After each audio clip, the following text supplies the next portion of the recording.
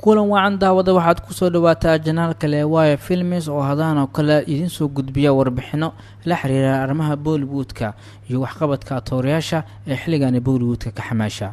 haddaba maqaalkana maanta waxaan ku soo qaadanaynaa atoorayaasha ka soo jeeda ama heesta magaca qaaniska kuwooda faloobka naqda ama la iska hilmaamay.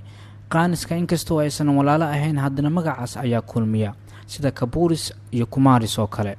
hadigtan ayaa waxay iskugu jiraan kuwa isdhaleen ama aabahood magac weyn Hindi ku dhaxlay iyo kuwa walaalo ah laakiin wiilashooda aan qaadin wadada ay waalidiintooda qaadeen. aan islaana warbixintan iyo cid ku jirta.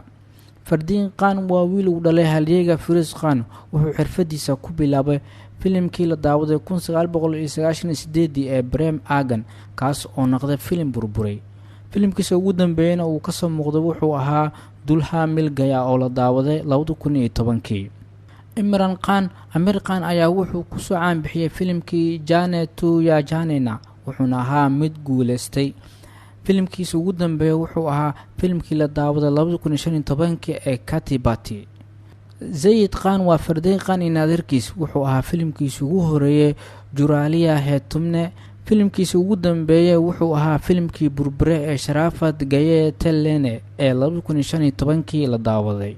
Faisal Khan waa wiil ka yar Amir Khan wuxuu haystaa kaliya filmo yar inta ugu badan ee guuldareysteen. Ayub Khan wuxuu ka soo muuqday filimkiisa ugu horeeyay ee la daawaday 1991 ee Masuuq. filimkiisa ugu dambeeyay uu ka soo muuqday wuxuu ahaa Ye Doriya ee soo baxay 2011 waa wiil adeer u yahay halyeega Dilip Kumar.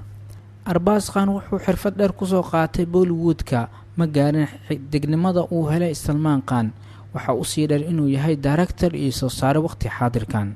Suhail Khan waa wiil kale oo la dhashay Salman Khan kuna guuldareystay Bollywoodka. Salman Khan wuxuu dadaal badan u sameeyay xirfadda walaalkiis sidoo kalena waa director iyo film sameeye.